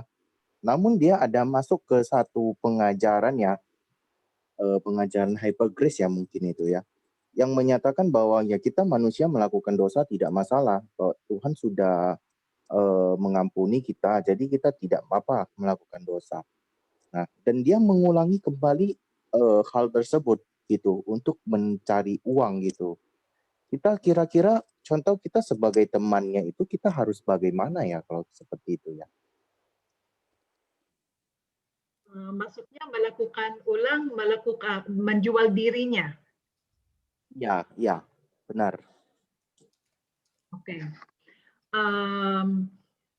Dari pengalaman mengkonseling perempuan-perempuan yang pernah mengalami hal-hal seperti itu, dulu ya saya berpikir bahwa ketika mereka sudah mengalami hal pertama kali ini, seharusnya mereka udah menghindari kan ya, seharusnya tidak mengulang lagi begitu. Tapi kebanyakan di antara mereka kok mengulang lagi gitu. Apakah nggak belajar dari pengalaman yang sebelumnya? Setelah mempelajari gitu ya, dan dari pengalaman dan juga dari penelitian, saya melihat bahwa ketika orang-orang atau individu-individu tertentu itu mengalami pengalaman yang seperti Pak Irawan tadi gambarkan begitu ya, ada pola pikir yang berubah, seluruhnya berubah. Salah satu di dalam pola pikir mereka adalah saya sudah rusak, saya sudah kotor, tidak ada orang lain lagi yang baik-baik yang mau dengan saya, seperti itu. Jadi kalau saya udah kotor, udah sampah, ya layak dibuanglah ke sampah. Dipungut orang lain pun ya nggak ada gunanya gitu. Jadi banyak di antara mereka yang akhirnya mengizinkan hal yang sama juga terjadi atau terulang tanpa sadar tentunya. Seperti tidak bisa menolong diri mereka seperti itu. Nah, kalau ini teman Pak Irawan gitu ya, dan dia membuka diri itu kepada Pak Irawan, itu baik sekali untuk Pak Irawan memberikan beberapa masukan yang nanti saya akan sebutkan. Tapi kalau ini dia tidak pernah membuka diri kepada Pak Irawan dan sebagainya, gitu ya, maksudnya kisah ini tidak Pak Irawan ketahui bukan cerita langsung dari perempuan ini, tapi karena mengetahui latar belakangnya aja begitu ya. Apakah ini yang terjadi atau dia sendiri yang menceritakan kepada Pak Irawan? Dia sendiri. Cuman ini sebenarnya pertanyaan harusnya ditujukan ke Ibu Intan ya, harusnya ya. Karena ini harusnya pertanyaan Ibu Intan juga. Jadi kita sering berdiskusi dengan Ibu Intan bagaimana untuk mengeluarkan dia dari jerat ini begitu.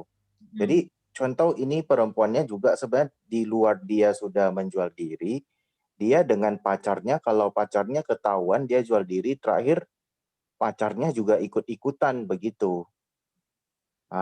Pacarnya juga jadi mempermainkan dia begitu. Dia bercerita atau men-sharingkan pengalaman ini kepada orang lain, dia sebenarnya ini permintaan tolong, Pak. Iya. Ini permintaan tolong. Jadi yang pertama memang adalah kita tuh menunjukkan penerimaan tanpa syarat pada orang ini, bahwa dia bukan orang yang kotor, ya seperti itu ya Pak ya. Jadi dia merasa bahwa ada orang-orang yang peduli pada dia, yang menerima latar belakangnya dia, yang masalah-masalah yang dia alami dan dia sedang lakukan seperti itu ya. Nah, berikutnya memang adalah perlahan-lahan nih untuk menolong dia untuk keluar dari sepertinya keraman ini. Kalau dia bisa ada satu tempat di mana dia bisa tinggal begitu ya, dan di situ dia bisa dibantu keluar dari lingkungan yang menjerat dia, dari pacarnya yang memakai dia, itu akan menolong sekali untuk langkah awal Pak gitu. Kemudian kalau begitu contoh lebih baik kita sarankan dia tidak dengan pacarnya lagi ya dalam kondisi seperti itu ya. Betul, tapi ini harus perlahan-lahan dilakukan Pak, karena kalau ada manfaat yang dia terima dari pacarnya, lumayan sulit juga loh untuk melepaskan dia dari pacarnya. Apalagi kalau dia merasa pacarnya ini menyelamatkan dia, atau menerima dia, atau mengasihi dia, mencintai dia, sulit juga. Jadi memang itu poinnya sih contoh. perlahan-lahan untuk lakukan itu gitu ya. sampai dia sendiri menyadari bahwa ada baiknya memang lepas dari pacar saya ini gitu. Jadi berbicara kepada dia juga bukan kayak semacam menggurui ya begitu, tapi lebih menyampaikan bahwa kami ini mengerti kamu. Nah seperti itu. Jadi sebagai apa ya, teman, nah itu baik sekali gitu. Dan kalau ada seorang perempuan juga yang lebih bisa menjangkau dia, itu lebih baik. Iya. Gitu. Bukan lawan jenis gitu. Cuman dia selalu mengatakan bahwasannya kalian tidak mengerti saya, kalian tidak ada di posisi saya gitu contoh. Itu benar, 100% benar. Kita nggak akan pernah sepenuhnya mengerti dia, walaupun kita berusaha, betul. Dan mungkin saja, walaupun kita sudah menunjukkan bahwa kita menerima dia atau kita mengerti dia memang karena pengalaman itu membentengi dirinya ya Pak ya, untuk bukan nggak ada orang yang mengerti saya dan sebagainya gitu. Itu wajar sih Pak kalau dia katakan seperti itu. Boleh saya kasih pendapat? Iya. Saya setuju dengan contoh Eileen. Ada baiknya sharingnya ke yang orang yang memang sama-sama perempuan. Irawan harus hati-hati. Kenapa dia nggak sharing sama contoh Robin, nggak sama Pak Ahui atau sama orang lain, tapi terus ke Irawan. Berhati-hatilah. Enggak, kita harus berhati itu. Tidak wadahnya untuk kita terima terlalu banyak sharing seperti ini. Semua orang adalah manusia yang lemah. Semakin dia merasa dapat pengertian dari Irawan merupakan suatu ancaman yang sangat bahaya. Itu menurut saya. Ada baiknya kenalkan ke contoh yang wanita seperti Ibu Irene gitu, biar mereka bisa sharing. Dan usahakan tidak terlalu dekat pada orang ini. Bukan kita memblokir, kita tidak ada keinginan yang lain-lain. Bagaimana dia utarakan perasaannya, tapi dia cari perhatian. Itu yang harus kita jaga dan harus hati-hati. Ya, itu saran saya. Setuju. Memang ada baiknya ditangani oleh yang sesama jenis, karena dengan pengalamannya bisa saja dia akan mencari figur pria. Sebenarnya begini contoh, perempuan ini ya sebenarnya dia berceritanya ke teman saya Ibu Intan gitu. Nah, jadi Ibu Intan kan selalu tanya pendapat saya kalau begini-begini kita harus bagaimana gitu. Nah, jadi ya dalam kondisi seperti ini ya saya juga speechless kan mau bagaimana kan gitu. Memang kita masing-masing juga ada trauma hidup atau masalah pribadi ya. Tapi masing-masing masalah pribadi kan pasti berbeda-beda gitu. Kita tidak mungkin bisa tahu masalah dia bagaimana. Kebetulan Ibu Intan ini juga perempuan gitu. Jadi perempuan sama perempuan kan. Dan ini wanita ini juga bisa dibilang anak angkat dari Ibu Intan gitu. Nah, jadi biar Ibu Intan yang menyelesaikan. Ibu Intan mungkin selama ini di Zoom tidak berani bertanya. Jadi saya mewakili Ibu Intan menanyakannya gitu. Oke. Nah mungkin kalau ada selain Ibu Intan, karena hubungan yang sangat dekat dengan Ibu Intan, tapi Ibu Intan ini berada di posisi yang sangat baik untuk menolong dia. Karena sebagai seperti yang tadi Pak Irawan katakan, sebagai anak angkatnya, sebagai orang tua angkat seperti itu ya. Iya. Harusnya terjawab sih contoh. Oke, baik. Tadi saya tidak terlihat, ini Ibu Meli ya. Tadi ada angkat tangan manual, saya tidak kelihatan. Sorry ya Bu. Oke, mungkin Bu Meli ini adalah pertanyaan terakhir ya. Oke, silakan Bu Meli. Saya ingin bertanya, bagaimana seseorang yang grown up by the single parent, maybe by the mother or by the father. Nah, apa akibat yang bisa terjadi pada anak yang dibesarkan oleh single parent? Contohnya, ayah berpisah dengan ibunya, dia dibesarkan oleh ibunya, atau dia dibesarkan oleh pihak ayah. Apakah karakter anak tadi ini akan berpengaruh pada masa depannya? Thank you for the information. Iya, terima kasih Ibu Meli. Iya, ini pergumulan semua single parents ya Ibu, untuk membesarkan anak. Bagaimanapun juga, salut pada semua single parents ya. Mereka berusaha untuk menjadi ayah dan ibu bagi anak-anak ini.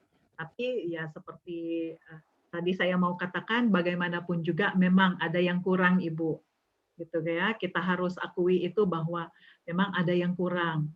Bukan berarti karena hanya ibu atau ayah yang berkurang, tapi juga anak ini merasa bahwa saya tidak sama seperti anak-anak yang lain, misalnya ya. Mereka misalnya melihat teman-temannya mempunyai 2 orang tua dan akhirnya mereka membandingkan dan ada perasaan-perasaan tertentu yang timbul di dalam hati mereka. Begitu. Nah itu. Yang kedua adalah memang dengan apa ya tekanan kehidupan saat ini, kalau kita single parent itu banyak sekali yang menyita waktu kita, sehingga fokus kepada anak-anak semakin berkurang begitu. Apakah ada dampak? Pasti ada dampak gitu ya. Jadi sekarang yang lebih yang sangat ini marak dibicarakan nih di dalam dunia konseling adalah fatherless begitu ya. Anak-anak yang bertumbuh tanpa ayah. Ini bukan hanya semata-mata memang nggak ada ayah, tapi ada ayah juga absen gitu secara emosional seperti itu ya. Tapi juga ada yang anak-anak bertumbuh motherless begitu. Nah, berarti ada figur-figur tertentu yang tidak ada model, tidak ada contoh bagi mereka. Jadi akhirnya mereka hanya mempunyai satu model, satu figur gitu ya. Jadi figur wanita atau figur pria saja seperti itu. Dan ini biasanya membangun wawasan dunia atau perspektifnya, world view-nya, membangun dia bagaimana dia melihat dunia, bagaimana dia berrelasi dengan orang lain, dan seperti itu. Jadi contoh yang dampak yang paling tampak adalah memang yang nggak punya figur father atau figur mother di dalam anak-anak yang seperti itu, gitu ya. Dan itu biasanya berdampak lumayan ini Bu, lumayan besar loh dampaknya. Misalnya banyak yang bertumbuh tanpa ayah gitu ya, mencari figur ayah pada pasangan mereka.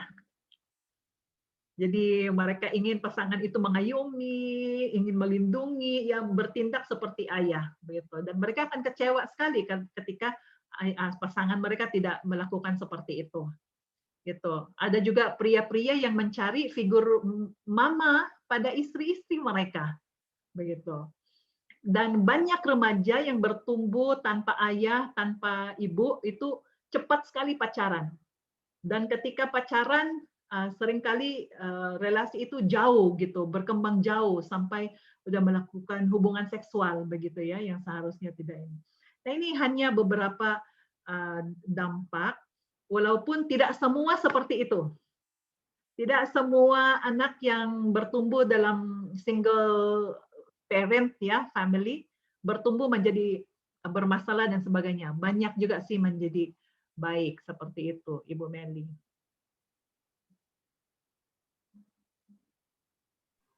Apakah anak-anak itu tidak akan bertindak keras atau menjadi terlalu lemah without the mother or without the father? Thank you. Bisa iya, bisa tidak. Gitu. Ada banyak faktor sih yang membentuk anak-anak kita ya.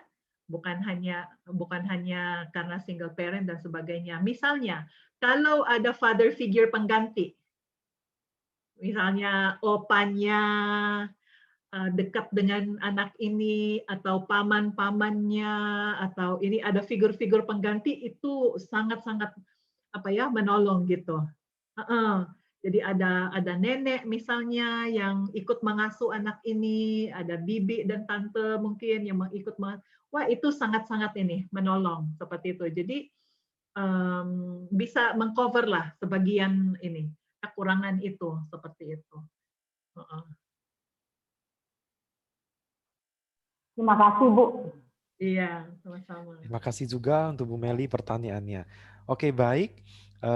Kita sekarang sudah selesai karena ini sekarang juga sudah jam 9.19 ya.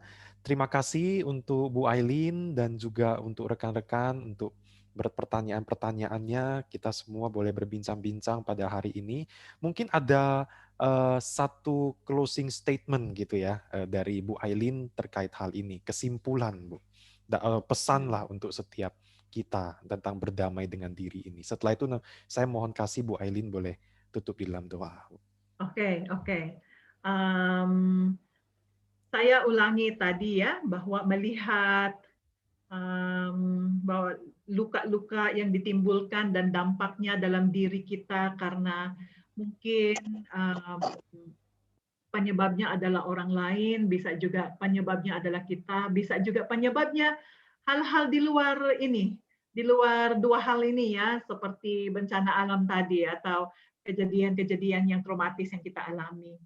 Tidak heran kita itu mengalami banyak masalah dalam kehidupan yang seringkali kita tidak bisa mengalami damai di dalam kehidupan kita, mengalami justru banyak masalah dalam relasi, khususnya relasi dalam keluarga kita. Adakah harapan bagi kita? Puji Tuhan, puji Tuhan, ada harapan di dalam Tuhan. Ya, tadi ayat yang saya berikan di bagian akhir itu, kita didorong untuk sebentar ya, saya bacakan ulang sebagai penutup. Yohanes 15:4, tinggallah di dalam aku dan aku di dalam kamu. Sama seperti ranting tidak dapat berbuah dari dirinya sendiri kalau ia tidak tinggal pada pokok anggur, demikian juga kamu tidak berbuah jikalau kamu tidak tinggal di dalam aku. Jadi ini hanya dimungkinkan ya, berdamai dengan diri sendiri, berdamai dengan orang lain, dengan masa lalu kita, menghadapi ini semua bisa dimungkinkan jika kita mempercayai Tuhan untuk melindungi dan memelihara hidup kita sepenuhnya. Ya, pada dasarnya mengampuni itu, menghadapi semua hal itu merupakan masalah iman. Apakah kita cukup beriman untuk menyandarkan hidup pada tangan Tuhan, ataukah kita bersandar pada kekuatan kita sendiri? Kiranya Tuhan menolong kita untuk bersandar terus kepadanya dan tinggal di dalam Dia. Amin. Oke, baik. Boleh mohon dengan kasih untuk Bu Aileen boleh berdoa juga untuk setiap kita. Oke, mari kita berdoa. Ya Tuhan, kami bersyukur karena Engkau adalah Allah kami. Engkau adalah Bapa kami yang sangat mengasihi kami. Ketika kami masih berdosa, Engkau telah terlebih dahulu mengasihi kami ya Tuhan. Ya Bapa, Engkau juga melihat keadaan kami, karena Engkau adalah Allah yang personal, yang sangat mengenal anak-anak-Nya. Kami bersyukur karena Engkau melihat kami, Engkau mengetahui sejarah kehidupan kami, bahwa Engkau tahu siapa kami, Engkau mengenal kami sebelum kami lahir di dunia ini. Ketika kami masih bakal menjadi anak. Oh Tuhan, kami bersyukur karena tidak ada yang luput dari perhatian-Mu. Oleh karena itu, kiranya kami terus ditopang oleh-Mu, terus ditolong oleh-Mu, dan kami terus datang kepadamu untuk menghadapi berbagai permasalahan di dalam diri kami. Kiranya kami membuka diri kami untuk terus diproses oleh-Mu ya Tuhan, supaya apapun yang kami sedang alami, apapun yang kami, permasalahan apapun yang kami sedang alami pada saat ini, kiranya kami merasakan anugerah Tuhan, pertolongan Tuhan, bagi kami pribadi lepas pribadi. Bapa, kami serahkan hidup kami kepadamu. Kami serahkan keluarga kami kepadamu.